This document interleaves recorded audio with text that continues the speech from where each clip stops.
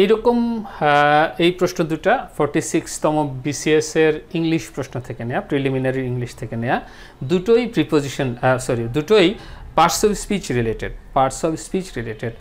যে কোনো প্রতিযোগিতামূলক পরীক্ষা, কম্পিটিটিভ এক্সামে ইংলিশ একটা বড় ভূমিকা পালন করে, খুবই গুরুত্বপূর্ণ ভূমিকা পালন করে, এবং এখানে পার্টস অফ স্পিচ রিলেটেড প্রশ্নগুলো আসে, বিসিএসও আসে, অন্যান্য পরীক্ষাতেও আসে। এবং এখানে সবচেয়ে বড় যেটা পার্টস অফ স্পিচের কী জানতে হয় সেটি হলো যে কোনটা কোন parts of speech. Parts of speech মানে আলাদা গুড ব্যাড, যে অ্যাডজেক্টিভ, এটা যে প্রোনাউন, এটা নাউন, এইরকম না। কোনো একটা সেন্টেন্সের মধ্যে কোনো একটা ওয়ার্ড আন্ডারলাইন করা থাকবে, একটা ওয়ার্ড বা একাধিক ওয়ার্ড, সেই ওয়ার্ড বা ওয়ার্ডগুলি কোন পার্টস অফ স্পিচের মধ্যে পড়ে, বা কোন ফ্রেজ, পার্টস অফ স্পিচ অনুযায়ী বিভিন্ন ধরনের ফ্রেজ তৈরি হয়, কোন ফ্রেজের মধ্যে পড়ে, এরকম প্রশ্ন আসে।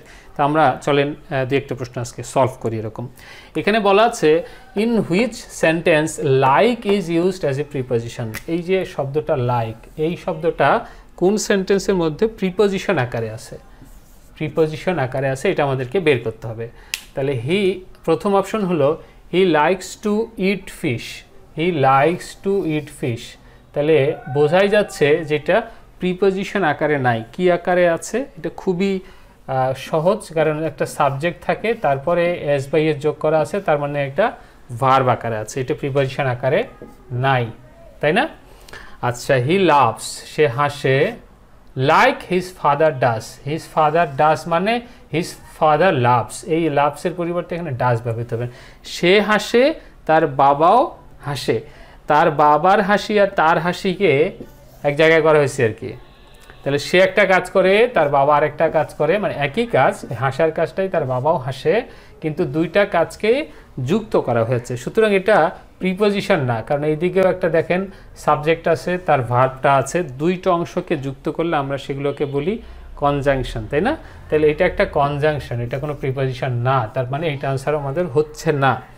হি ক্লাইম্বড, এটা সাবজেক্ট, এটা আমাদের ভার্ব, এটা নাউন, যাই হোক এটা আমাদের এখানে যাইতে হবে এখন। এই যে সাবজেক্ট ভার্ব পেলাম, গাছে উঠলো, লাইক এ ক্যাট, কিসের মতো? বিড়ালের মতো।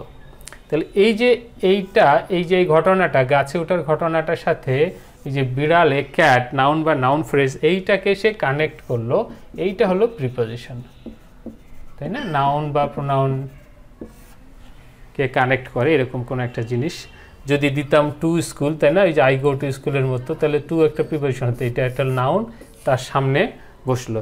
তাহলে আমাদের সঠিক আনসার হলো এইটা, যে লাইক এখানে প্রিপোজিশন হিসেবে ব্যবহৃত হলো। এইটা হলো না কেন? এখানে দেখেন পিপল, মানুষ, কীরকম মানুষ? লাইক মাইন্ডেড পিপল, এটা দুইটা মিলে একটা কম্পাউন্ড অ্যাডজেক্টিভ হয়ে গেছে। ধরেন এখানে গুড পিপল যদি দিতেন, যেরকম হতো ব্যাড পিপল, গুড পিপল, এরকম আর কি। তো সেই গুড ব্যাডের মতো এইটাও পুরোটা মিলে একটা অ্যাডজেক্টিভ, এটা অ্যাডজেক্টিভ বা অ্যাডজেক্টিভের একটা অংশ, সেখানে প্রিপোজিশনের কোনো কিছু আর হচ্ছে না, সুতরাং এই অ্যান্সারটাও হবে না। তার মানে আমাদের সঠিক অ্যান্সার হলো C, he climbed the tree like a cat. পরের অংশটাতে চলে এসে আরেকটা প্রশ্নে, he died following the incident, সে মারা গেল এবং ঘটনা একটা ঘটছিল কোনো একটা, সেই ঘটনাটার পরে সে মারা গেল। ফলোইং মানে এই ঘটনাটার পরে মারা গেল। এই ফলোইংটাকে আপনি যদি আফটার হিসেবে চিন্তা করেন তাহলে আরও ক্লিয়ার হয়ে যায় ব্যাপারটা। আফটার দ্য ইনসিডেন্ট, এখন চিন্তা করেন তো, he died after the incident, সে মারা গেল, এটা তো সাবজেক্ট, এটা ভার্ব, এই ইনসিডেন্টটা একটা নাউন বা নাউন ফ্রেজ, দুইটা মিলে চিন্তা করলে, তাহলে হি ডাইড এইটার মতোই, কিন্তু আফটার দ্য ইনসিডেন্ট, এই যে আফটার হলো একটা প্রিপোজিশন। এটা অবশ্যই কোনো অ্যাডজেক্টিভ না, অ্যাডজেক্টিভের কোনো ফাংশন নাই ওখানে, অ্যাডভার্বের তো কোনো ফাংশন নাই, এটা তো অবশ্যই নাউন না, এটা একটা প্রিপোজিশন। হ্যাঁ, ফলোয়িং অ্যাডজেক্টিভও হয় অনেক সময়, যেমন দ্য ফলোয়িং ডে। এই জন্য এই পার্টস অফ স্পিচের এই জিনিসগুলো খুব প্যাচ লাগে, কারণ একই শব্দ বিভিন্ন জায়গায় বিভিন্ন রূপ ধারণ করে, বিভিন্ন পার্টস অফ স্পিচে রূপান্তরিত হয়। এই যে দেখেন, এখানে যদি কোনো একটা সেন্টেন্সের অংশ হিসেবে থাকতো দ্য ফলোয়িং ডে, এই ডেটা হলো একটা নাউন, ফলোয়িং ডে মানে হলো পরের দিন, তাহলে এইটা হলো, এই ফলোয়িংটা এখানে কিন্তু অ্যাডজেক্টিভ হিসেবে ব্যবহৃত হচ্ছে।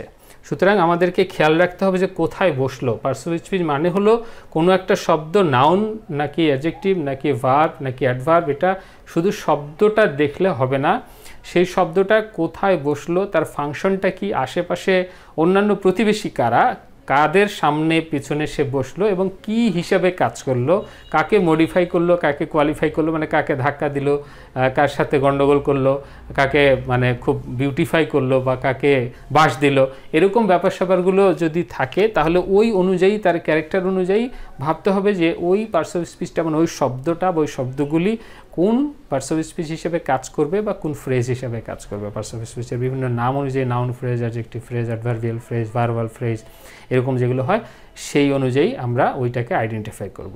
আশা করি আমরা আরও পরবর্তী ক্লাসগুলোতে এই বিষয়ে আরও বিস্তারিত আলোচনা করব এবং ভালোভাবে বুঝতে পারবো। ধন্যবাদ সবাইকে।